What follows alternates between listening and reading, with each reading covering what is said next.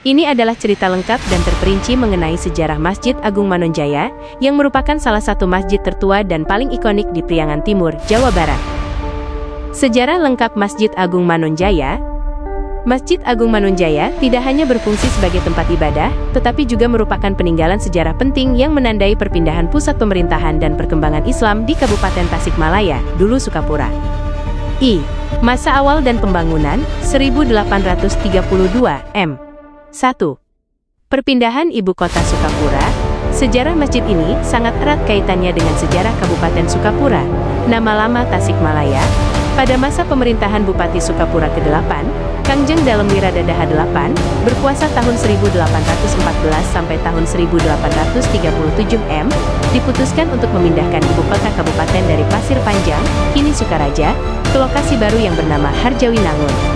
2. Pendirian masjid. Tahun pembangunan.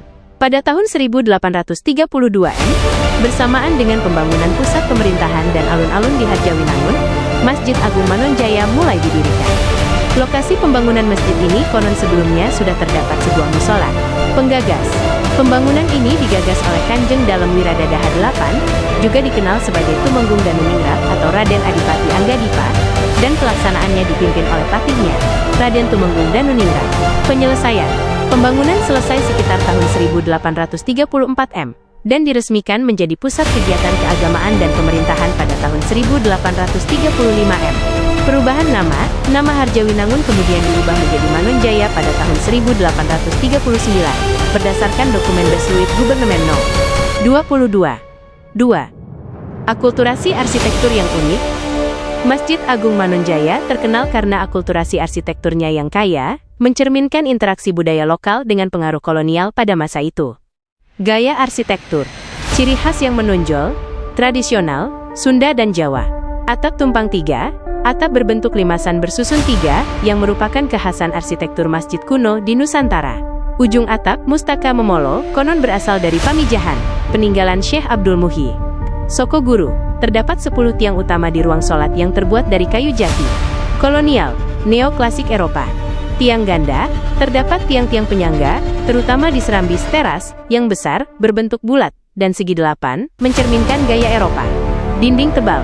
Dinding masjid yang tebalnya mencapai 35-40 cm. Menara. 2 menara kembar di sisi kanan dan kiri, menghadap alun-alun, yang berbentuk segi 8 dengan jendela-jendela, berfungsi sebagai tempat azan. 3. Perkembangan dan perluasan. Perluasan tahap I, 1837 m. Setelah 4 tahun berdiri, masjid diperluas seiring bertambahnya jumlah penduduk. Perluasan tahap 2, 1889 m. Perluasan kembali dilakukan pada masa Bupati Raden Tumenggung Wirahadiningrat. Perluasan ini mencakup penambahan selasar atau koridor yang fungsinya untuk kegiatan keilmuan dan pengajian. 4. Penetapan cagar budaya dan bencana alam. Status cagar budaya, masjid ini memiliki nilai sejarah yang sangat tinggi. Sejak tahun 1975, masjid ini telah dikategorikan sebagai situs purbakala oleh Badan Arkeologi RI. Status ini kemudian diperkuat dan secara resmi ditetapkan sebagai bangunan cagar budaya nasional melalui SK Menteri Pendidikan dan Kebudayaan Nomor 238, 1999.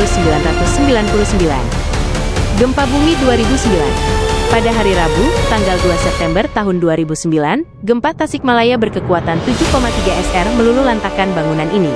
Sebanyak 60 tiang penyangga yang disebut dalam sawidak tak mampu menahan guncangan dan mengalami kerusakan parah.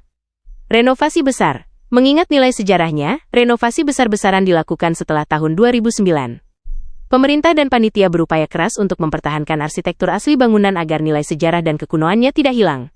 Dan pembangunan kembali ini selesai pada tahun 2010 m. Saat ini, Masjid Agung Manonjaya tetap kokoh berdiri dan menjadi pusat kegiatan umat Islam sekaligus ikon wisata religi dan sejarah di Kabupaten Tasikmalaya. Apakah Anda ingin informasi mengenai masjid-masjid kuno bersejarah lainnya di Jawa Barat?